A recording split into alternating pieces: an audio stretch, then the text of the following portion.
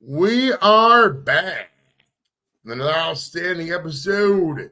The Square Table Degenerates. We are, in addition to special guest Joe Rickman. Say hi, Joe. Go like this. What's up? We are welcomed today by former WWE / WWF referee, Mr. Jimmy Korderas. How are you today, sir? Nah, I'm doing fine. Busy day, but had to hop in with you guys. I had to hop in with the degenerates. Let's put it that way. There was so much random shit going on today, right? Why was it such a busy day? Like, it's just a random Friday, right? Friday, what is the 6th? Yeah. The Father, 6th. You know what it is? Father Time got confused. He thought today was Friday the 13th. Must have. Somebody thought it was. But all the wrestling stuff that's going on in the news and having to take care of stuff around the house. Yeah. All right, so Jimmy, we're gonna start out, man. I know it's a random ass way to start out with, but like you were right in the middle of the WWE, WWF / we started here, we went to here. So what's the deal with like where were you when you first heard, hey man, I know this is a weird thing to think, but like, hey, everything you got there in your locker, you gotta throw away because like we gotta get you new ones. You know, all your WWF, WWE shorts. Where were you when you first heard that was going to change over, and how much did that cost you personally? Didn't cost me anything, thank God. It cost the company a whole ton, but you know what I mean? Yeah. It's funny because I'm like at home one day and I'm hearing all this stuff about the World Wildlife Fund wanting to sue WWE for the letters of WWF and put a cease and desist order or something like that about you can't use WWF. That's our deal. But they had a panda, and of course, it was completely different. But so somebody decided, and I'm pretty sure I know who it was, the old man Vince. He probably just said, you know what? Damn it, we're entertainment anyways. Why don't we just call it WWE, World Wrestling Entertainment? And that's cool. So we had all our ref shirts with the logos of WWF on it and everything. All of a sudden, we get new shirts with the new logo that didn't cost me anything. Whatever you guys want, just don't ask me to pay for it. Right. Now, now listen, I know how it is with that kind of stuff, man. I wasn't a WWE referee, but I was in the service. I did a couple of things here and there when you got to show up and you got a thing. Did you ever was it ever a time, Jimmy, when you had an old WWF shirt and you took a marker and was like this, and then it said WWE now, and then you just wore that? Did you ever do that at all?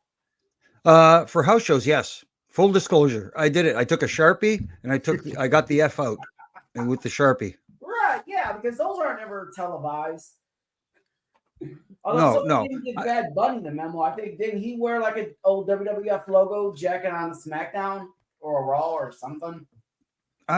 You might be right. I don't see. You have a better memory than I do. I've taken too many ref bumps, so some stuff is foggy. We were gonna get into that later about some of your more famous or maybe infamous ref bumps, according to you. He's this guy right here. Well, it's like this, Jimmy. I'm not a. I'm a smart guy, right? And I told you this earlier, but I'm not really like a wrestling guy. And it's weird, dude, because I got the wife, Kim. She's a wrestling girl. She loves wrestling. She loves it. And I like wrestling adjacent. I talk I'm an entertainment guy. I'm like the Joe Rogan of this household. You know what I mean? Right. So I talk to the people. I talk to the wrestlers. You know what I mean? And it's funny because we went to this place up in Detroit. It was a Astro Comic Con or some shit, but it was Diesel, Kevin Nash. He was up there. Right. Oh, dude, she loved Kevin Nash. And I'm a tall guy, right? I'm 6'3". As she gets up to Kevin Nash, she's like, oh, gee. Kevin Nash, he's like 6'9". He's 6'8", 6'9", some shit. These guys are tall as fuck, bro. It's ridiculous, man. It's awesome. I love it. All right, so listen, man. Geez, dude. So legend has it, you're cool with the guy. Joey here was talking about him. Joe Rickman was talking about a guy named Adam Copeland. Legend has it, you're cool with this guy. This guy's name's Edge, right? AKA Edge. Describe your relationship with this guy and why did you pick him to write the introduction to your book, to your biography? Well, I knew him from way back when because obviously he broke in here in Canada. Yeah. We're both from the same area, the Greater Toronto area.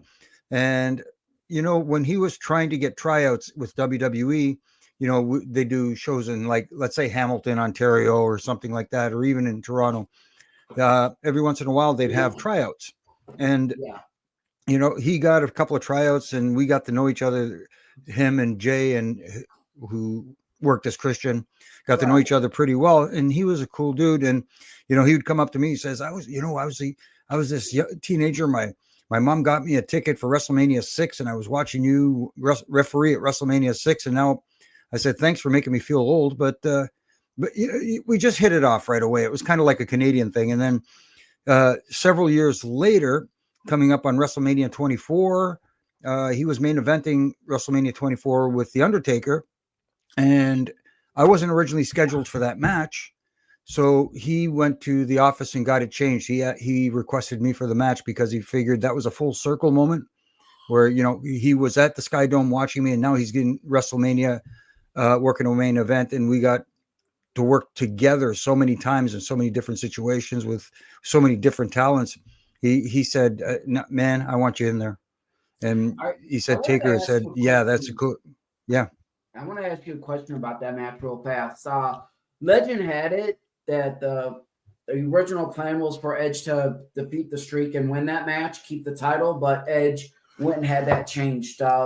What can you say about the planning of that match, and what did you know beforehand, and how soon beforehand did you know what was going to happen? And before you get into that, Jimmy, I'll piggyback on that. And let me ask you this. When was the first time you wrestled or you refereed an Undertaker match that you can remember? And when was the first time, like, at WrestleMania? And then, like, when was the last time you remember an Undertaker match? Go ahead with that. Oh boy, if I could remember all that, man, that would be classic. See, here's the stupid thing that I didn't do in my entire career. Right now, everybody's got one of these. Everybody's got one of these, and you go on your phone and you can say, okay, June 5th, 2025, I refereed a match between so-and-so, and you can keep running track of all your matches. A couple of guys, very few, but a couple of guys would write them down in a journal.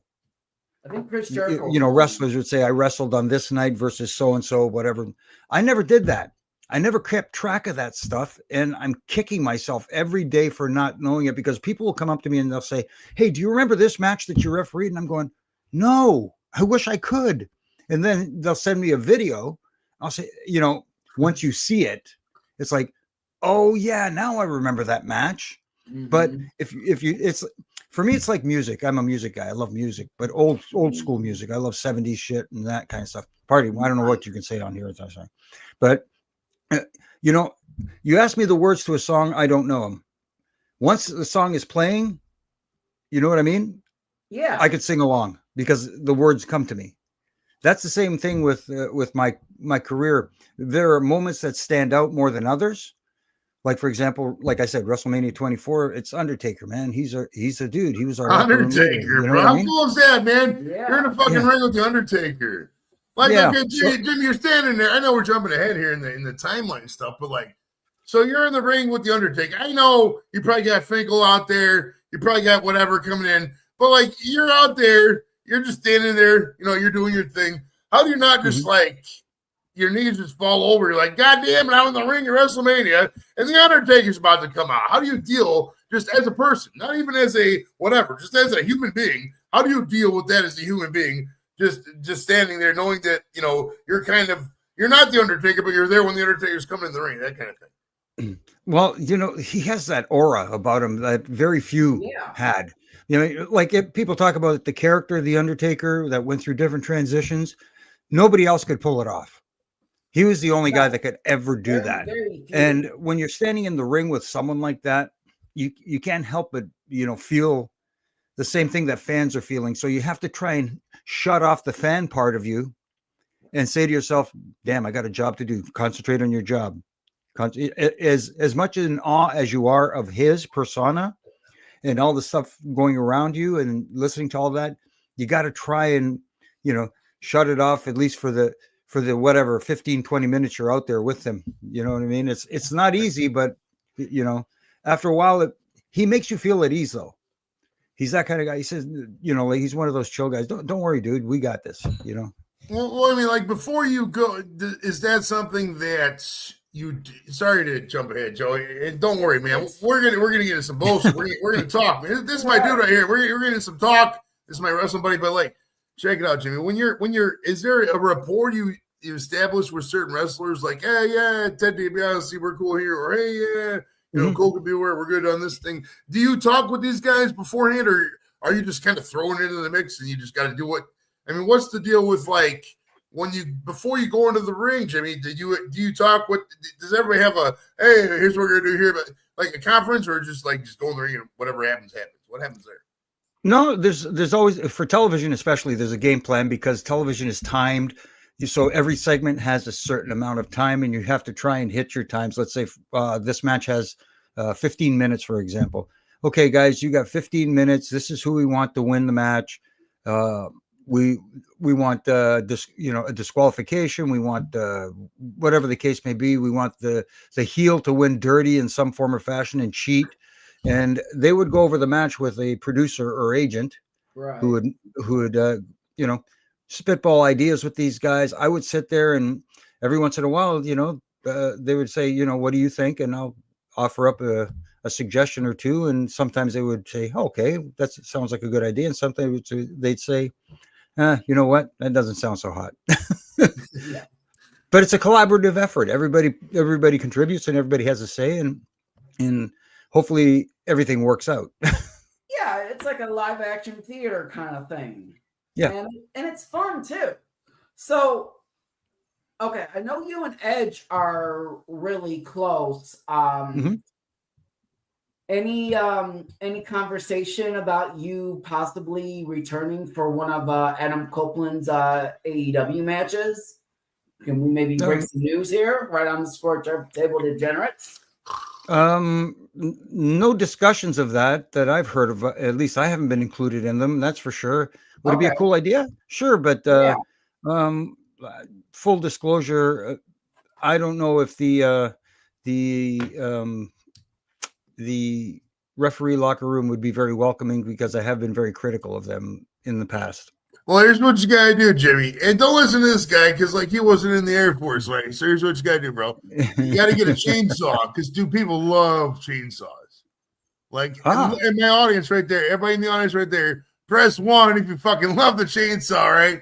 You get the chainsaw, skin your ass raw, hell yeah. So what you gotta do is be like, yo, wrestling promoters and shit like that. Look at me now, Jimmy C. Or Jimmy K, right? Sorry, Jimmy K, Jimmy Korderas. Yeah, it's a Greek thing. We're gonna do right now is we're gonna fucking pick up this big ass chainsaw, and we're gonna carve up this fucking tree stump or whatever the fuck it is. People like this shit, bro. People love the chainsaw. Look at this guy right here. He fucking loves the chainsaw. He's never. When was the last time, Joey Rickman? You right here, bro. And I'll ask you, Jimmy, after I ask Rickman. When was the last time you had a chainsaw? When was the last time you did something with a chainsaw? I've actually never held a chainsaw in my life. So that's 0. So Jimmy, bro, when was the last time you had a chainsaw? Was it last summer or the summer before? We had an issue with a tree that was growing in our backyard. So took it out, just started cutting away. All right, so check it out, man. Got some nice firewood out of it, I'll tell you that much. Anyway, firewood's always good. Yeah, speaking of wood, what do you think about the whole sponsorship on the table deal? Like Slim Jim is going to be having their logo plastered all over tables now. Mm-hmm.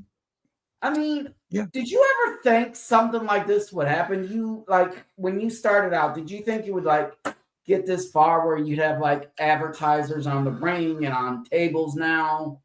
I mean, I'm surprised they don't have logos on the referee shirts. I mean, they probably still do. Well, don't say that out loud, because you're going to see that probably next week on Raw. But it did, I figured there'd be some form of advanced advertising, because I'm a big hockey fan, and one of the things that at first drove me nuts watching hockey is if you watch the boards, the dasher boards, around now, all of a sudden there's advertising all over them. Whereas before you'd see something maybe in the corner, you'd see something here. Yeah.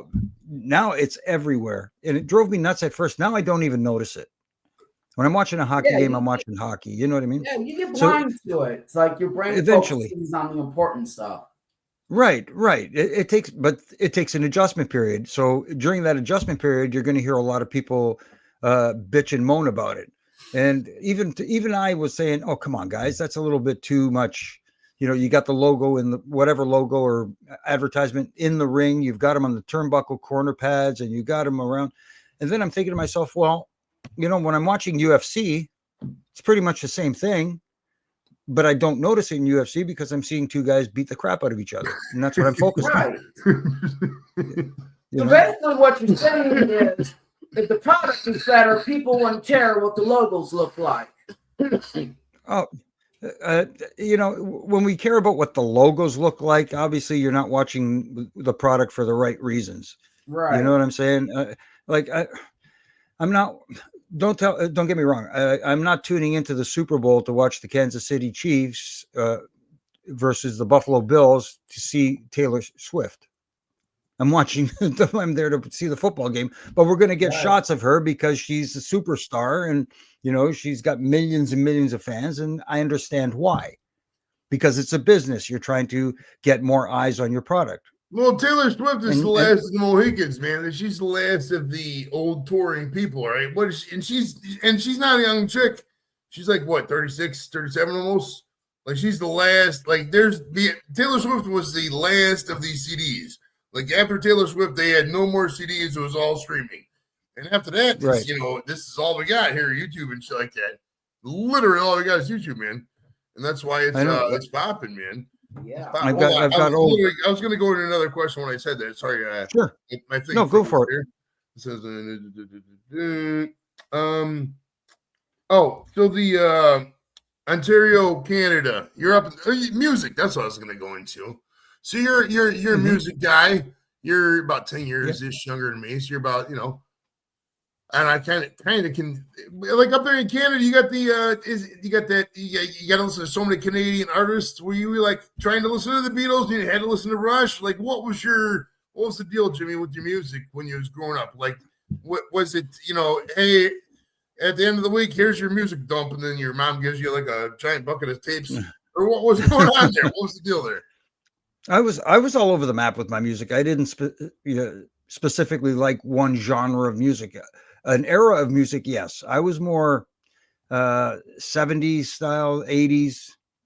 That was the stuff that I listened to. Pretty much everything from, like you said, Rush to the Beatles. I like the Beatles, Zeppelin and Aerosmith and stuff like that. But I also liked R&B. I like guys like Barry White, and I like guys like you know, Al Wilson and people like that. And I was into George Clinton and the P-Funk All-Stars. I mean, like I was all over the map, you know.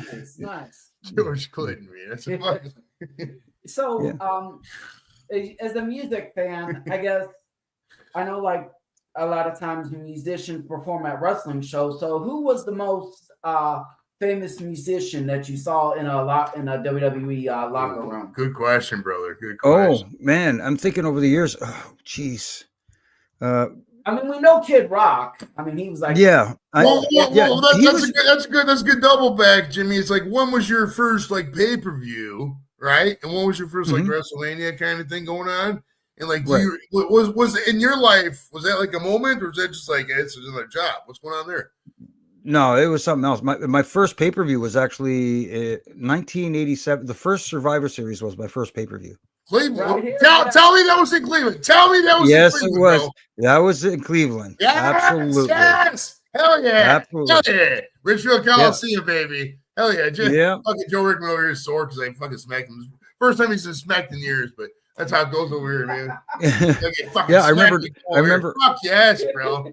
Yeah, hell yeah. I remember getting ready to drive down to Cleveland and my car broke down. I had to take my mom's car. She had this Chrysler K car, if anybody remembers those ugly things. You know, anyways, trying to drive those on the highway, I could run faster, but I got there. I made it. Where's Bob Sparkle Holly when you need him? Exactly. Now, was that the first or second Survivor Series? Which one was it? I think the first two were in Cleveland, if I'm not mistaken. Right. But the Yeah. first one, I did the first one with who were the ladies match with the Jumping Bomb Angels winning over the Glamour Girls, and yeah, I know a lot of people listening right now are going, who? Don't. Hey, I'll tell you what. I'll tell you what. This motherfucker knows, Rickman. You know that shit. I actually remember that match. Jimmy, Yeah. I asked 3 people. I asked, hey, you guys know who Jimmy Korderas is? And the one guy's like, he sounds familiar. The other guy's like, yeah, kind of. And this guy's like, yeah, he's a WWE referee from that. Literally, your fucking resume remembered this guy. It was great, bro. It's fucking hilarious. Right there in the fuck, right off the rip. I love it. That's why I bring this guy on board, man. Fucking hell. Tremendous. My first WrestleMania was actually WrestleMania 4 in Trump Plaza in Atlantic City, where they had the tournament to open up the thing, and they had I actually knocked myself out that show.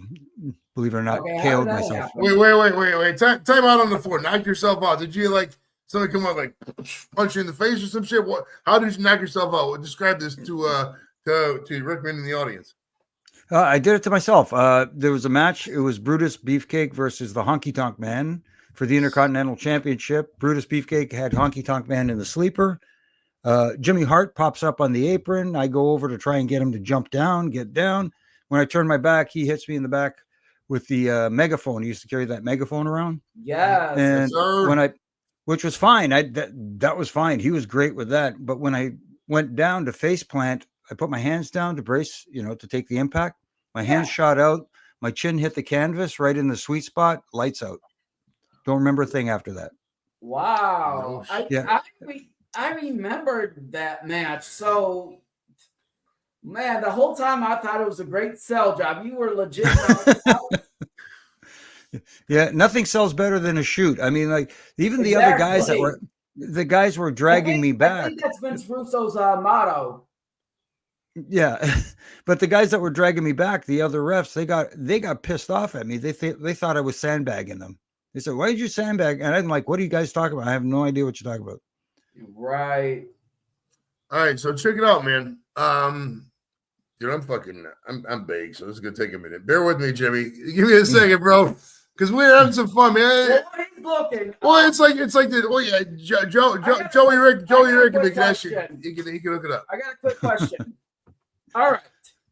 Donald Trump, Elon Musk, WrestleMania 42 in Vegas. Who wins?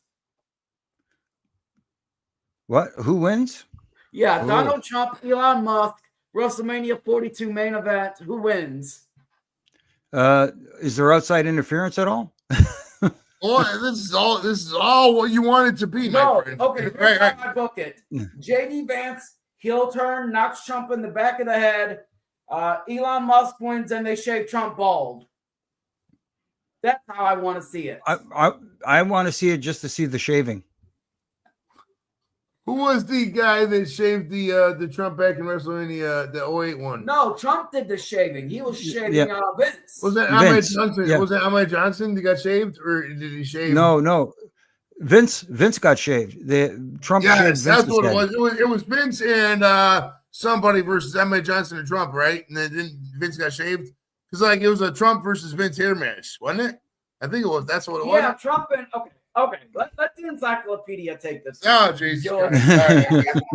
Yeah. So, right, he's talking about it was Bobby Lashley versus Umaga with yes, the stipulation that if Lashley won, Vince got shaved bald, but if Umaga won, Trump got shaved bald. Now, the question I have for you, there was like legend that Donald Trump basically said that he was going to sue Vince if he ever got his head shaved. What do you know about, were you involved in any of that build up to that match that you can recall? Or any I was working with Trump? I mean, did you get a chance to work with Trump in the locker room during that time? Nope. He kind of kept to himself a lot. Him and Vince were friends. So they kind of chummed around, and he didn't roam around. Let's put it that way. There in the it was a Silverdome, if I'm not mistaken. It was pretty. We're kind of Silverdome. I ain't been there in years. I think they closed that place, right? They tore it. I was there for Metallica back in '99. No. 23 was in Ford Field, so that was Well, they didn't build Ford Field over the Silverdome. No, the Silverdome's way different spot, right? Yeah, I've been to both places, right? Okay, yeah. Yeah. You have you ever been to Detroit, Joe? I've been to Detroit. I haven't been to Ford Field. You got to go all the places, bro. It's a great spot, man. It's a good party time, right? Yes. Fucking hell. Detroit's a fucking party spot, son. All right, so check it out, Jimmy Korderas. Let's see. So all right, so check it out. We was talking about Canada, right? The hockey, right? Yep. So on a scale of 1 to 8, 8 being the highest, 1 being the lowest, what is your interest in hockey? Thanks to my Toronto Maple Leafs, it's dropped down to about a 4. All right, well, let's assume that the Toronto Maple Leafs never existed, okay? And you got seven teams in Canada, and none of them are in Toronto, right? And oh my goodness! Because I know for a damn fact, I know how this is, dude. All right, I can see it in your guys' faces, dude. Joe, I got the Cliff Note question. I got the Cliff Note version of the question that you're about to ask. Why aren't you an Edmonton Oilers fan? Well, no. Well, I am for the finals. We're on that. We'll get there. We'll get to the Oilers stuff. But like, dude, like Canada is like America. Like that's like the thing up there. It's like ice. That's like you walk outside the store, there's ice. You fall over, that's Canada. That's like your guys' thing. That's maple syrup. That's fucking string cheese. That's everything that represents your goddamn nation, man. And there's nothing in 30-something years. How do you not fucking destroy yourself over the simple fact? Like if in America we're like, oh yeah, we didn't win the syrup thing or the hot dog contest in 20-something years, 30-something years. That's okay. We're good to go. We're good to go with that. We're good to go here in America. No, that's not how we do it down here. How the fuck, Jimmy, are you guys so calm over this simple goddamn thing? It's been 30-something years. And like, dude, it would drive me crazy if I was an American. Like as an American, if I'm in Cleveland here. Joe's here in Cleveland. Yeah, we're Cleveland fans. We know all about this appointment. Yeah, we know all about everything. But like, say we were here in Cleveland, right? And the Browns were not here for a couple years, which it was when 1996 to 1998, the Browns were not here. So like, we had no idea what to do. So like, how do you deal, Jimmy Korderas, how do you deal as a Canadian, as a Canuck, as the only Canadian that we know? I mean, we don't know any other Canadians. We might know. Hey, Jacques Rougeau. Oh, do we know? We do know Jacques. We do know Jacques. Okay. Like, how do you deal with that as a Canadian? Like, I mean, dude, like one of these years, you guys got to win this fucking title, right? You guys got to fucking get the fucking championship. What's going on there? That's why I'm cheering for Edmonton for the finals, at least, anyways. I know. The thing is, people say, well, Florida beat your guys, so wouldn't you want Florida to win the cup because then you could say you lost to the Stanley Cup champs? No. Florida won the like title you said, last year. It's been over 30 years, man. It's been over 30. Hey, let me put it this way. I was still alive the last time the Leafs won the Stanley Cup. I was 5 years old. I'm dating myself. I was 5 years old. 1967, man. That was the last time the Leafs won the cup. Fucking hell, dude, he wasn't even alive. Even I wasn't even alive. And I'm like 50 some shit. That's ridiculous. It's insane. Hey, I'll tell you what, though, Jimmy, we got to pay attention to the chat. I'm so sorry to the chat. I'm so sorry. Mm-hmm. All right, so Captain says, what happened? Do you know the British Bulldogs? So David Boy Smith and what was in Dynamite Kid. Yeah. That was awesome. When we was little, at least when I was little, that was awesome. Tell me about the British Bulldogs, bro. Oh, they were fantastic. I mean, what a great tag team. They were special. That I love refereeing their matches because they would have matches against they were all like Calgary guys. They would have matches against Brett and Jim the Anvil Neidhart. Rougeau's probably the Hart Foundation, the Rougeaus, everybody. And they brought this new hybrid style kind of to tag team wrestling. They did old school mat wrestling, but they added some extra I don't want to say flips and stuff, but they brought a Japanese style into the WWE, which into the North American, which which Right. people started to gravitate to because they were able to mix it together well with the North American style, if that makes sense. Beautiful, right? When you first saw the guys like the fucking Rougeau brothers, or no, we were talking about the Bulldogs. The Bulldogs. Well, the same thing with the Rougeau brothers and Shaq and all those guys. But like, it's a totally different style from what we're used to. Because like here in the States, it was always, oh, here we go, we're gonna flip. Here we're gonna flip. That's all we had. And then we get the guys from overseas. You get the guys from from Canada, from fucking UK and shit like that. They're doing flips. They're doing everything else. We're not used to that. We're like, Right. hell yeah. And wrestlers in the 80s, especially in the States, weren't very like, I mean, they were in shape, but they weren't like very athletic. I mean, I don't think we're seeing Harley Race doing any hurricanranas or anything. Yeah. No, Harley was a brawler. Yeah. Harley was definitely a brawler, but a legit brawler. This guy, you didn't mess with this guy. I mean, Harley was tough as nails. Back then, they needed to keep kayfabe alive more back then. So, oh yeah. Well, Jimmy, you started out. Well, let me ask you this: how old were you, Jimmy, when you first started? Right, you was like mid-20s, right? 27ish, 25. How old were you when you first started? Even younger than that. Probably about 23. All right, 23. So let me ask you this, Joe. Joe, in your aspect, how old when you were 23? What were you doing? When I was 23, what the? Were you at the store? I was working at Target. Yeah. Okay, so he was at the store. So Jimmy, did you go to school first? Like I know that everything has a school, right? So like, was somebody like, yo, Jimmy K, here's your fucking school, or was you like, okay, I'm gonna come in the background and push aside this guy, and here's Jimmy K and the referee spot. What was the take there? How did you get in initially? Just like your first thing, like your first area, your first couple weeks. How did you get into that? I used to go down to, I was a huge fan as a youngster. And when I was old enough to drive down by myself, I started, going to all the events. And what I'd do is I'd take pictures. One of my hobbies was I like taking pictures. So there's a place up here in Canada called Direct Film where you get back when you had to get your film developed. Right. I know it's foreign to people nowadays, but yes, kids, we used to have to go get our film developed. So we had actual physical pictures, but they would double your prints for $1.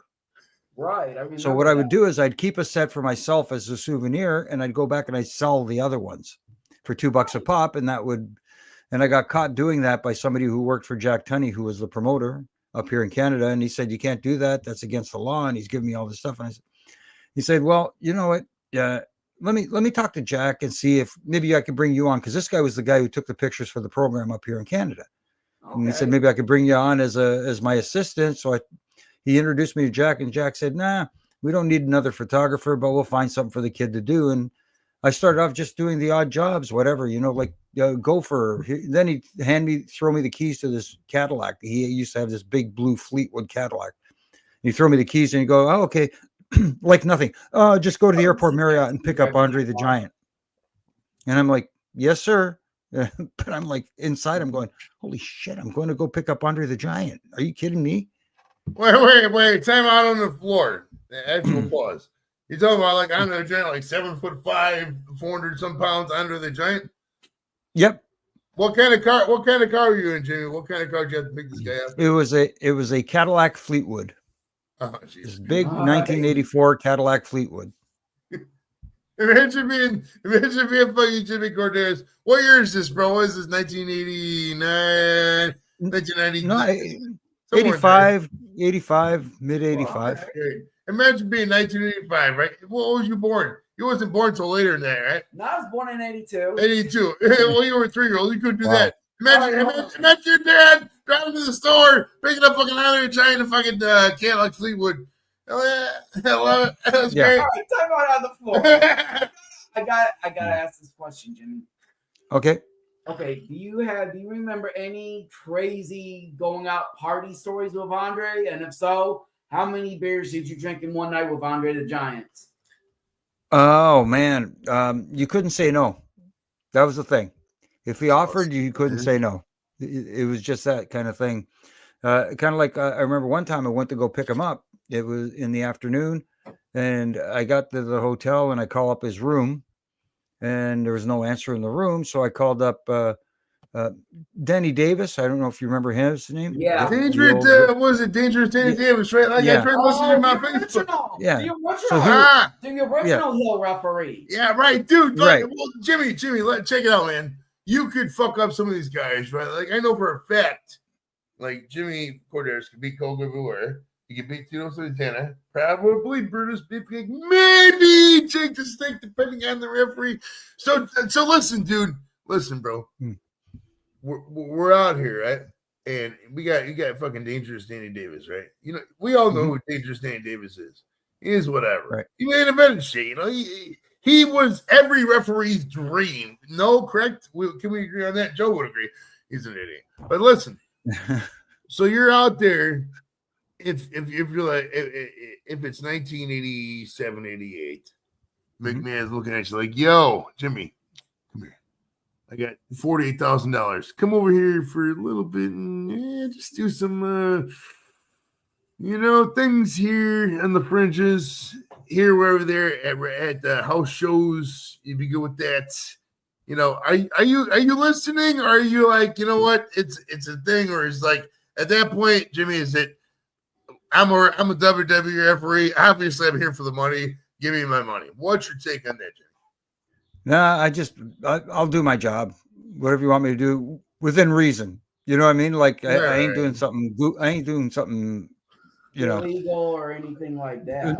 No, none of that shit. No. Just do my job. Leave me alone. That's how I stayed out of trouble all those years. I just minded my own business, did my own thing. I stayed out of trouble, and it's the best way to do it. Just fly under the radar. I think Mr. Rickman wants to talk about shooting puppies, but what the fuck's your question, bro? Go at it. All right. Now, come on, man. Ask him. Okay. Did Vince ever ask you to do anything illegal in anything, or no? Probably shouldn't even have asked that. Well, okay. Let me rephrase that. What was the craziest thing that Vince McMahon ever asked you to do? The craziest thing? Yeah. This is going to sound so stupid, but we used to have, before our TV tapings, we used to have, they call them dark matches. What they would have is they'd have extra talents that would come in and get tryouts before the show actually goes to air. Mm-hmm. And he would have us, as the referees, do goofy shit like a cartwheel. He'd say in our earpiece, we'd hear, "Hey, do a cartwheel," and we're like, "What?" Like some shit, right? Yeah. So right in the middle of the match, we do a cartwheel, and the guys are looking like, "What the hell is this guy doing?" Yeah, like that was a goofy, nothing else, but it was just like goofy stuff to entertain themselves. Now, do you think it was like more than like entertainment? Do you think maybe they were like trying to train the wrestlers to make sure they wouldn't like break character if something like unexpected happened? I think part of it was that, to see what kind of a reaction they'd get from those guys. Would they kind of like lose their train of thought? Yeah. And sometimes it happens. Sometimes it just like all of a sudden it's like a deer in the headlights. Like, what the hell just happened? Why'd this guy just do it? What the fuck are you doing over here, bro? Like, what's going on over there? Yeah. Right. Like this fucking guy here, Rickman over here. This fucking fag over here. Right? Oh, this guy. He's a good dude, man. I like this guy. But check it out, though, Jimmy. Check it out. So you're out. You're in high school. You're chilling, man. You're having fun. You're listening to some good music. Probably some, don't you forget I'm baby, that kind of shit, right? When do you like first see, like, oh yeah, my God, this wrestling. Oh my God, this is, because we got to be real. And Joe, you're going to back me this up on this. And I know this is random because like I'm in a relationship where like the girl like likes me despite my love of wrestling. But like, so when did you like, oh yeah, this wrestling thing, this is what I want to get into? Were you like watching the shit on pay-per-view with your dad? What was the take? We're like, yo, this is when Jimmy needs to fucking get into wrestling. What's going on there? No, for me, it was like I said, when I was going down and I was taking pictures and stuff like that, I said, I want to be a part of this business in some way. I didn't think, no, I want to be a referee. I want to be a wrestler, or I want to be anything like that. I didn't know what I wanted. I just knew that I wanted to be a part of it in some form or fashion. That's all. So you were And, following it before you started taking the pictures, or oh no? yeah, oh Okay. yeah, up here in Toronto, we used to get wrestling all day long on Saturdays. We got so many different from everywhere because we used to get the Buffalo affiliates, the Right, networks and stuff okay. like that. So we'd get wrestling from Buffalo. We'd get like Mid Atlantic Championship Wrestling, and we get the Okay. WWF Wrestling. In Toronto, we had Maple Leaf Wrestling. Then we'd have AWA Wrestling on one channel, and Stampede Wrestling from Calgary on another Stampede, channel. I remember that. Yeah. Dude, that was a long. International That was Wrestling the from Bret Hart Montreal. one, wasn't it? With like, Yeah, yeah. yes, Stu Hart, fucking yeah. hell, dude. You know, International Wow. Wrestling from You're Montreal. We so used to, old. yeah, yeah. Fucking hell.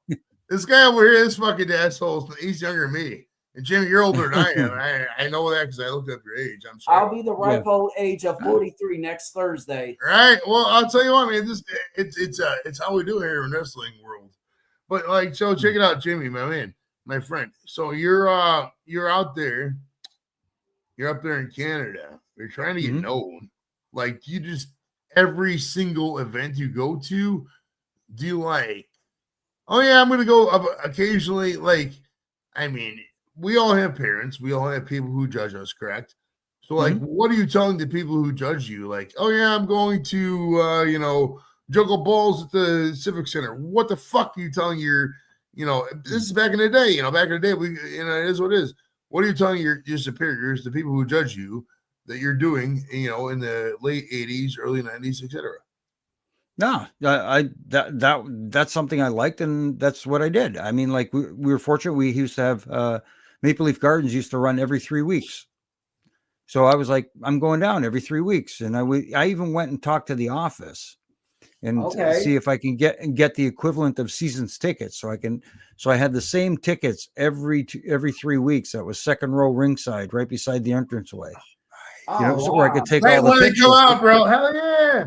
And so Jimmy out there with this fucking and people, my buddies were all like, man, how can you, do you like that? How do you like that? I'm like, dude, I like this stuff. Sue me. What the hell? I don't tell you. I don't tell you what to like. Guy. What's that? He said you were the original green shirt guy. Maybe. I don't know if I was original or not. Nah. All right, hey, so check it out. We got some questions from the audience. Stand by, man. I'm fucking dude. I'm fucking baked. It is what it is. We got Nikki says, "Oh, the two hot twins."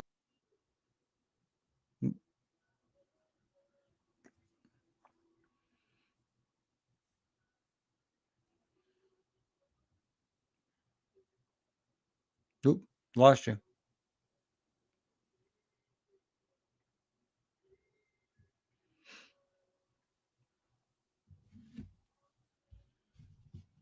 I guess we lost the host. Hitting the wrong one.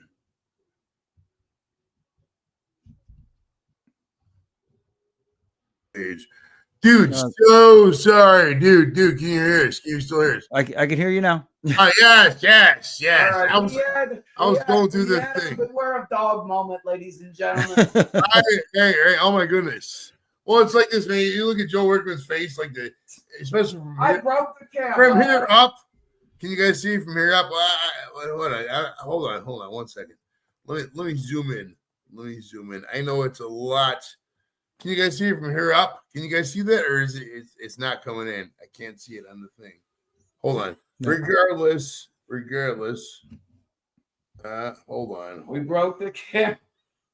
We can always do the actual camera, integrated camera. Right, the sensor censored us, gentlemen. All right, so right there, so from here up, you can still see Rickman, right? I can see all right, now. All right, there we go. All right, so, ladies and gentlemen, Jimmy Korderas, Mr. Korderas, dude, thank you so much for putting up with our dumbasses. No, seriously, dude, this is what wrestling literally. This is what wrestling's all about, right? It's about having fun. Well, exactly. It's to Nick Khan. Wrestling should be fun. Well, it's like this too. People make fun of because, like, dude, I don't. My wife is a wrestling. I'm like a wrestling widow. What they call it, like, and I'm one of the. There's like 3 or 4 guys like me in the entire nation, right? Right, Jimmy. There's like literally nobody left. Like literally nobody's like, oh yeah, your wife needs. No, there's nobody like me. Like, there's literally, and so it's like it's awesome that we're doing this and we're having fun with it. Regardless of that, what did we had some questions for Jimmy Korderas. Hold on, dude. So sorry, man. I'm so sorry, brother. You know, it is what it is. We're just having fun here. And what is this? Is December? June? I don't know what month it is. I don't even know the month, bro. This is June 6th, 2025. This is what happens when, okay. Oh, the music. We were talking about the music. So you're back in the 80s, right? Right. I've had a decent amount of 80s guys in my thing. I've had Right Said Fred, Mel Gainer, guy from Don't You Forget About Me.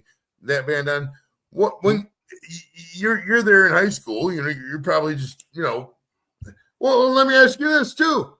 This is before wrestling, you know, you're in high school. Jimmy Korderas is in high school. Joe Rickman's in high school. What are you guys doing in high school? You know, say it's your sophomore year, junior year, you know, transition years. You know, it's not your freshman year, it's not your senior year. You know, it's right in the middle. What are you guys doing? Jimmy, what are you doing first? What are you doing in your senior year of high school? My high school years were taken up a lot by sports. I played a lot of sports, but I didn't play I didn't play football. I played the other football, soccer. Okay. So I played soccer. I was a goalie. Or as they call it in the UK and in Europe, I was a keeper. I played goalie just like my dad did. My dad was a goaltender in soccer in the old country.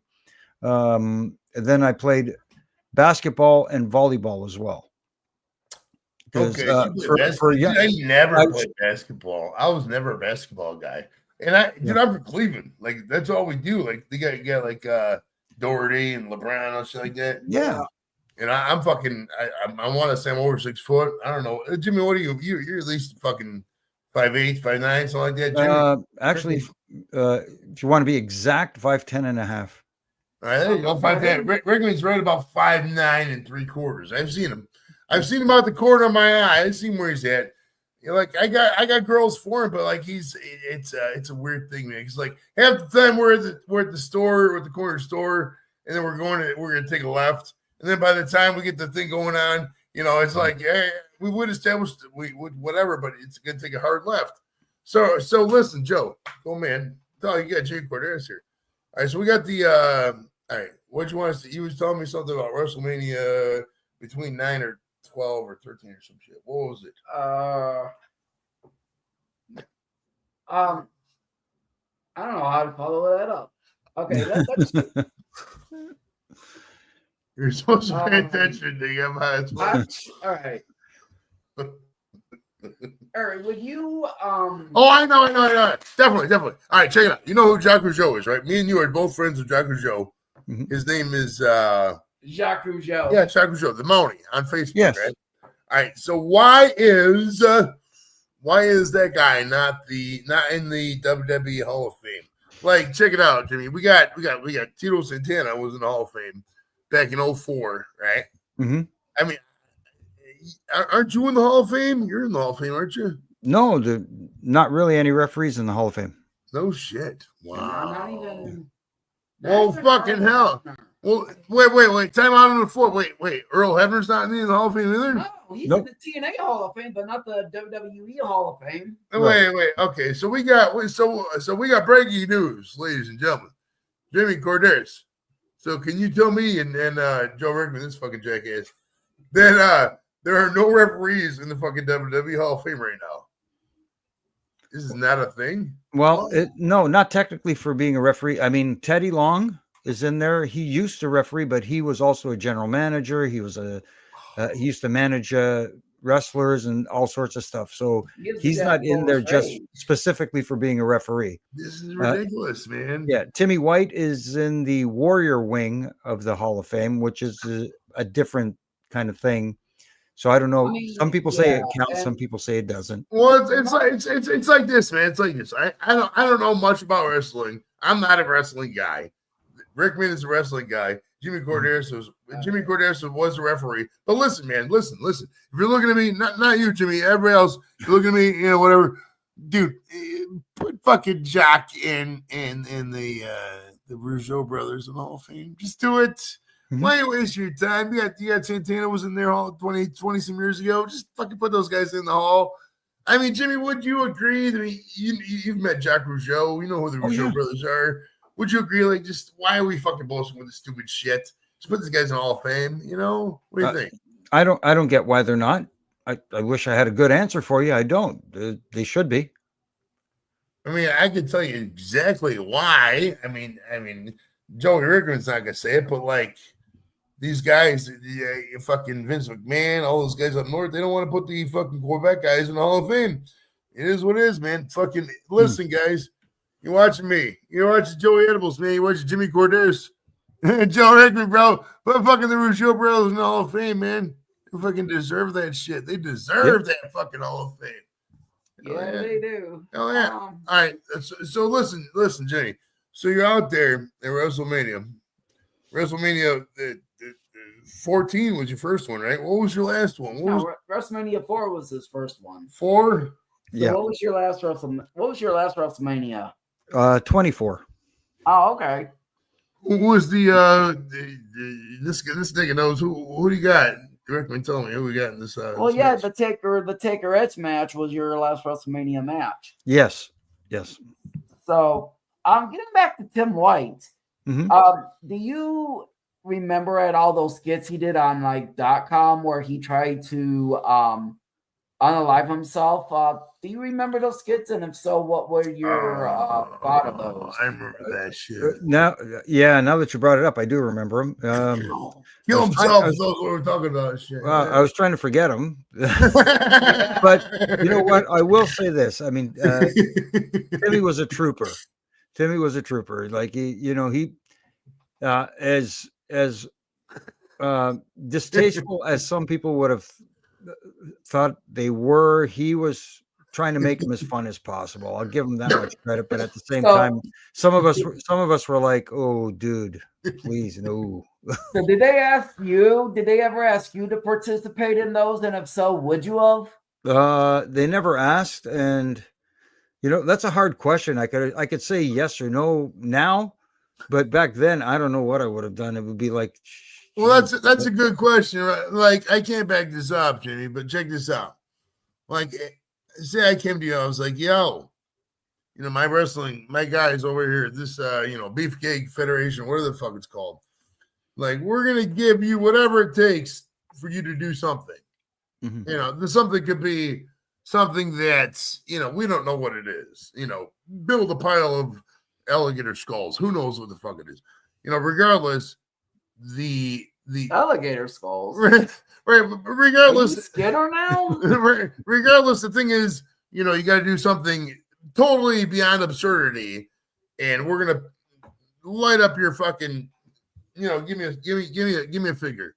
What is your figure? Or is there a point, Jimmy, that you're not willing to do any of this?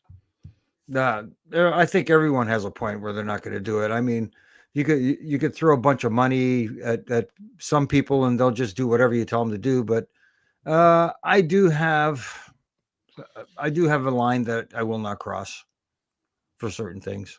Good, yeah. Well, let me. And how close were you to being asked to cross that line? Fortunately, not really anything that got close to that. I did certain angles and stuff like that, but nothing controversial, nothing out of the ordinary. Just like the referee strike of 1999, that wasn't a big thing. It was like, you know what I mean? So I never got asked to do anything really controversial. He said the referee strike. Now, was that a Vince Russo idea? Nope. Believe it or not, I don't know who's taking credit for it, but the way it happened was I was getting married, and I went to JR, who is head of talent relations, and I said, look, JR, anyway, I can get 2 weeks off for my honeymoon, because it was hard to get time off, Right. and he said, yeah, sure, no problem. Just, when do you need it? And he gave him the dates and stuff like that. And so went off, got married. And when I went on my honeymoon, took my wife to Spain. We went to Spain for our honeymoon. And while I was away, they did this angle where the other referees went on strike. So I didn't know this because I wasn't watching wrestling on my honeymoon because I wanted to stay married. So I get back after the thing, and I get the TV, and everybody's like, I'm like, what's going on? And they're trying to fill me in on what's going on. So I run into Hunter, Triple H, and he says, hey, Jimmy, welcome back. How was the honeymoon? I said, it was fantastic. He says, too bad you're out of a job. You're on strike. Ha, ha, ha, ha, ha. And I went, well, Hunter, I can't afford to go on strike. I just got married. And we started laughing. And then he went, oh, wait, come with me. And he took me to JR, and he said, hey, JR, Korderas has a great idea. And I said, I did? He said, yeah, he'll be the only regular referee who crosses the picket line and referees matches. And then we'll figure out something from there. And all right, so that's Jimmy, what got started. man. Jimmy, dude, I know this guy over here, Rickman's never into Spain, but where was you in Spain, bro? What towns were you at? Oh, I was in when I was in Spain, I was there in 06, right? Mm-hmm. And there was a base in Sevilla. Yeah, we were there. What it was called? Yeah, it was a base down there. Marone Air Base was the base. Yeah. And then like the town was Sevilla, Seville, Spain, I think it was. And yeah. So we just went down there, went down to the fucking things. So Jimmy, my friend, what was obviously you wasn't harassing the fucking bulls or some shit. What was you doing down in Spain? Where were you down there? No, we were down. We did go to Sevilla. We did go to Mallorca. Yes. Yeah. Mallorca. Yeah. See, it was really nice. We did a little bit of sightseeing and other things. It was our honeymoon. What can I tell you? Yes, sir. Yes, sir. So we tried to see what we could. when you was down there, did you get to?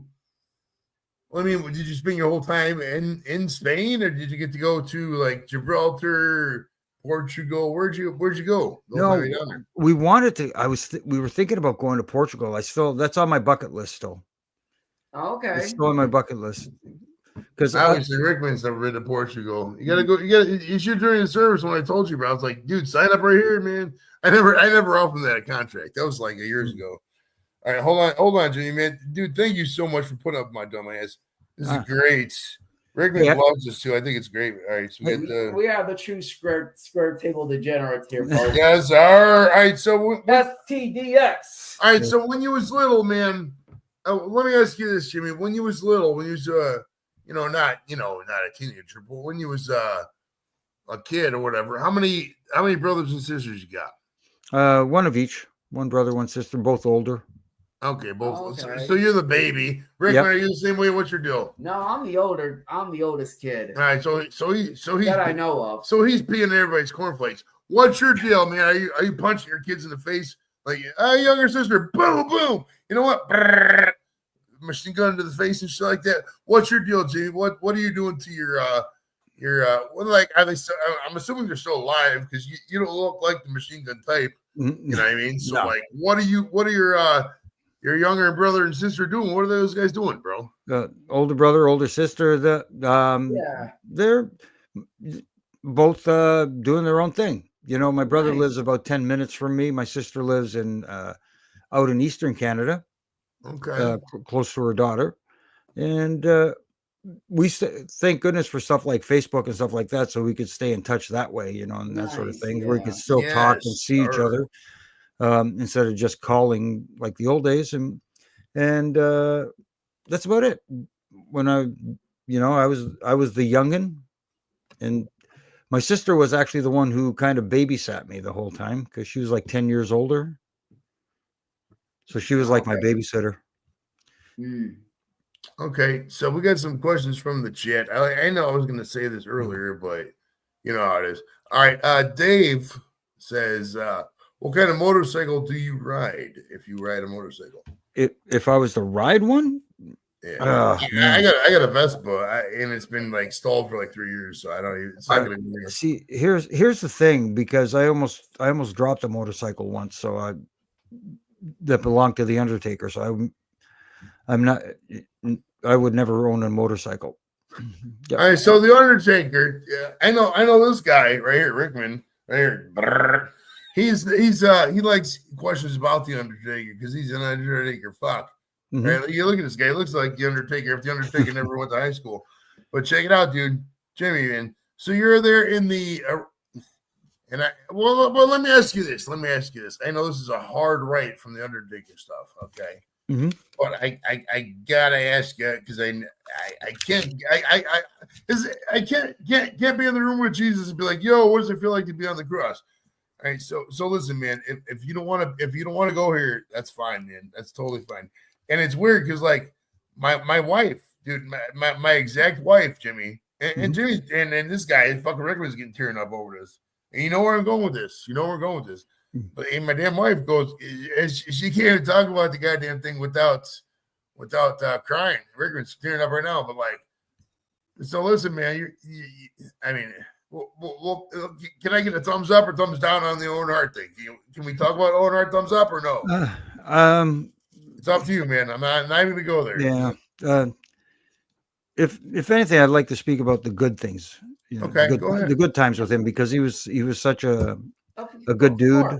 You know what I mean? Because he was a one of a kind guy who, if everybody was having a lousy day, he could walk in the locker room and just make everybody laugh and smile. That's awesome. That's the type of guy he was.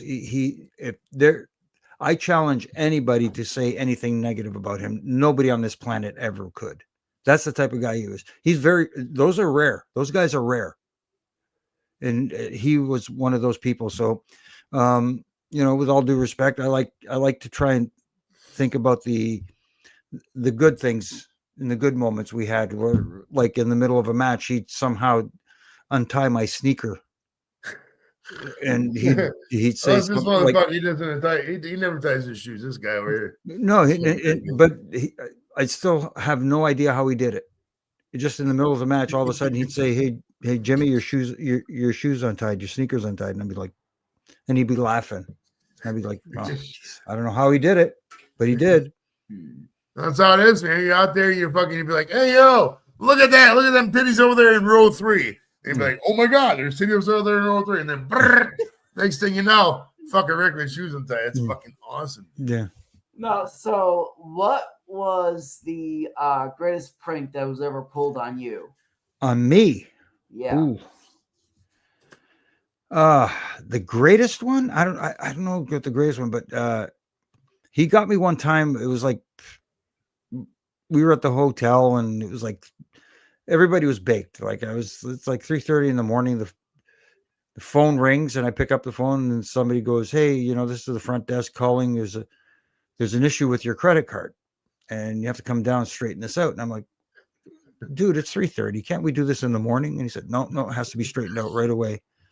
All right. So I put on like a pair of shorts and I walk down to the front desk. I go to the guy there. I said, "Hi, I got a call from front desk about my credit card." He said, "What room you're in?" I give my room. He said, "No, there's no issue here." I said, "Look, somebody called me in my room and just from the front desk and said that there's a problem with my credit card. What's the deal?"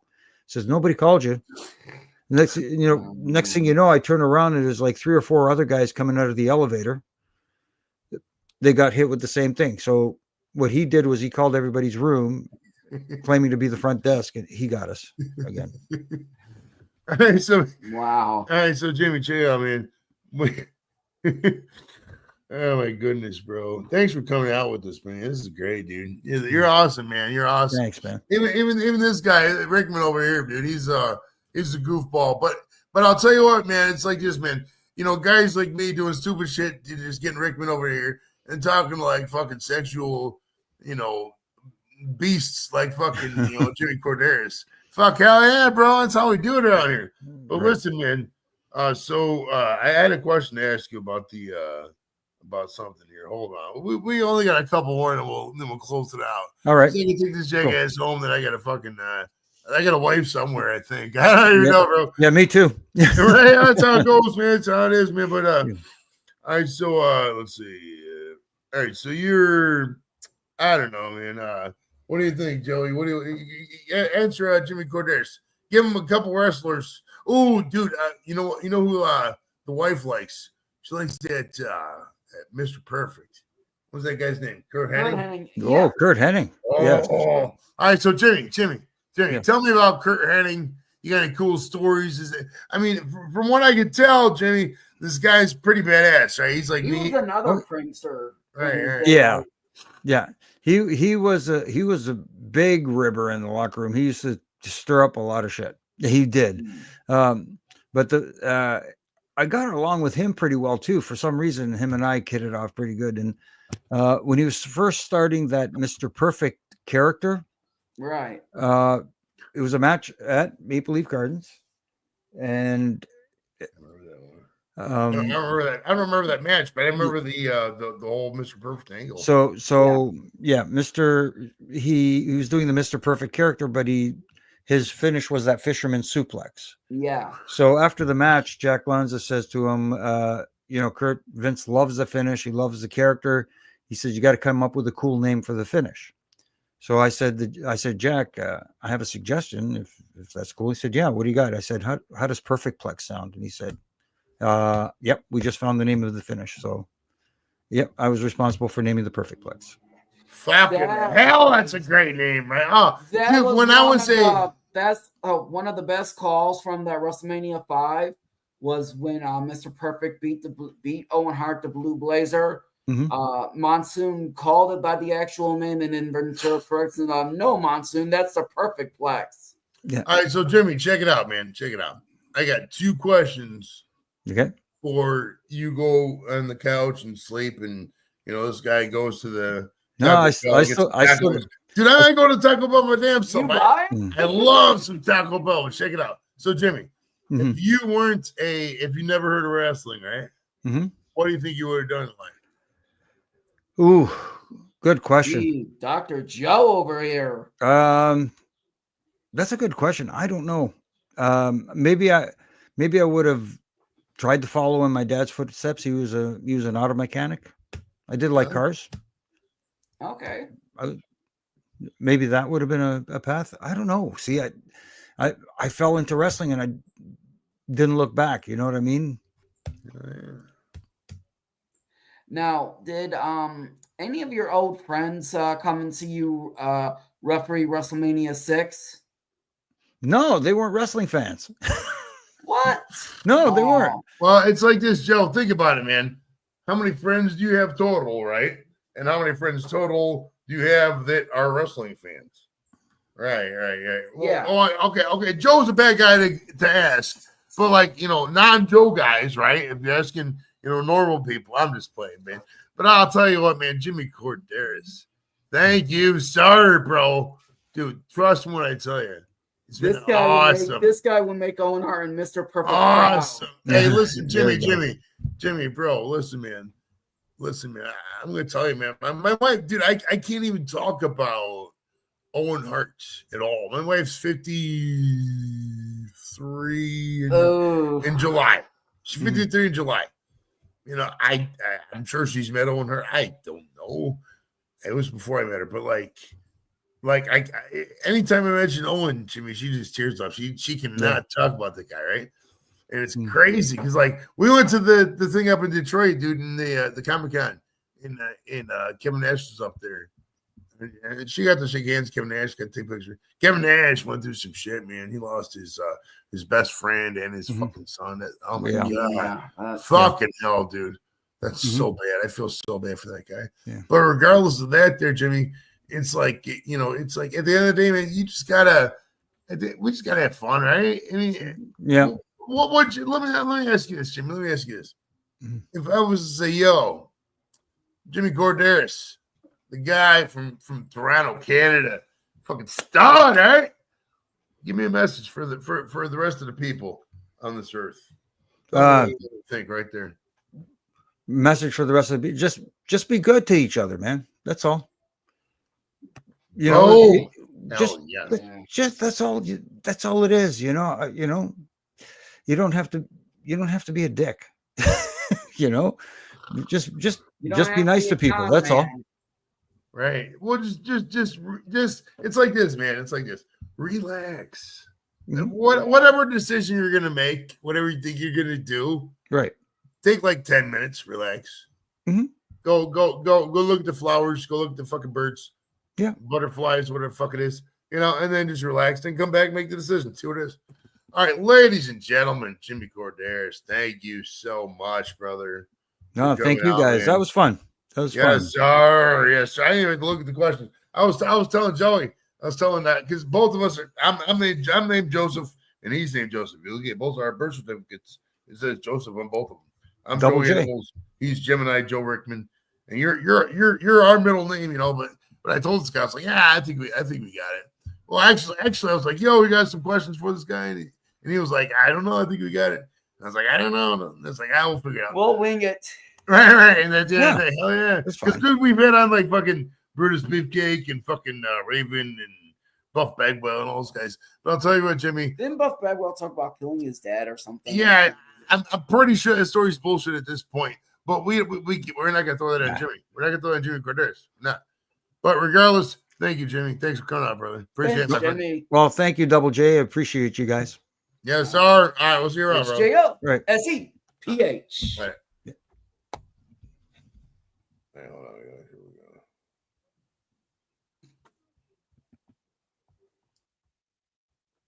And stream. Boom.